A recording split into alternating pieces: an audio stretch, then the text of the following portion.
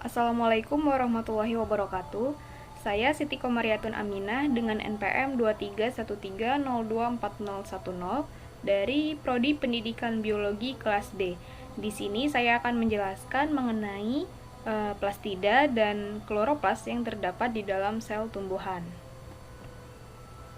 Baik, jadi plastida itu adalah organel terikat membran ganda yang terlibat di dalam sintesis dan penyimpanan makanan. Fungsi dari plastida ini yang pertama ada untuk fotosintesis, untuk meningkatkan penyimpanan cadangan makanan, untuk memproduksi protein dan asam amino, dan sebagai pembeda antara sel hewan dengan sel tumbuhan. Karena plastida ini hanya terdapat di dalam sel tumbuhan dan tidak terdapat di dalam sel hewan. Bisa teman-teman lihat pada gambar di sebelah kanan. Ini merupakan gambar dari skematik macam-macam plastida yang ada pada tumbuhan. Jadi plastida itu awalnya berawal dari proplastida.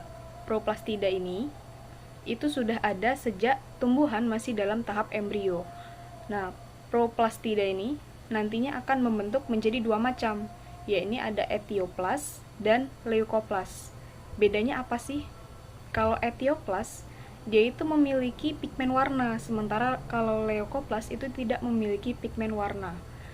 Nah, pada etioplas ini nantinya akan menjadi dua juga teman-teman, akan menjadi kloroplas dan menjadi kromoplas. Kalau kloroplas ini berwarna hijau, kalau kromoplas itu memiliki pigmen warna selain warna hijau.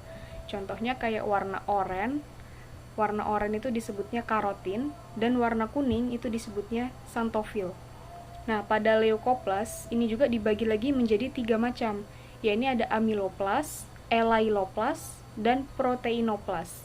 Amiloplas ini tempat menyimpan amilum, kalau elailoplas tempat menyimpan lemak, dan kalau proteinoplas ini tempat menyimpan protein.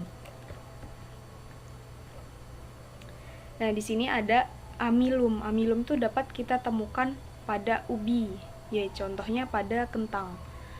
Amilum ini dibedakan menjadi tiga berdasarkan hilumnya. Jadi ada amilum tunggal. Amilum tunggal ini memiliki satu hilum ya teman-teman. Hilum itu adalah titik ini teman-teman yang ada di tengah ini. Ini namanya hilum. Hilum ini nantinya akan membentuk lingkaran-lingkaran, yang lingkaran ini tuh disebut sebagai lamela. Jadi pada amilum tunggal dia hanya memiliki satu hilum saja teman-teman. Nah, kemudian ada amilum setengah majemuk. Amilum setengah majemuk ini memiliki dua hilum. Ini hilum yang ada di tengah ini, titik hitam ini ada dua ya teman-teman. Nah, pada amilum setengah majemuk awalnya dia membentuk lamelanya sendiri, tapi lama-kelamaan lamelanya ini akan bersatu menjadi satu lingkaran. Jadi amilum setengah majemuk memiliki dua hilum. Pada amilum majemuk ini memiliki hilum lebih dari 2 atau 3. Di sini ya teman-teman, ini ada 1, 2, dan 3 hilum, yang masing-masing hilumnya akan membentuk lamelanya masing-masing. Kalau pada amilum setengah majemuk kan dia awalnya membentuk lamelanya sendiri, tapi lama-kelamaan akan membentuk lamela yang bersama, akan menjadi satu. Tapi kalau pada amilum majemuk ini membentuk lamelanya masing-masing, tidak bersatu. Kemudian saya akan menjelaskan mengenai kloroplas.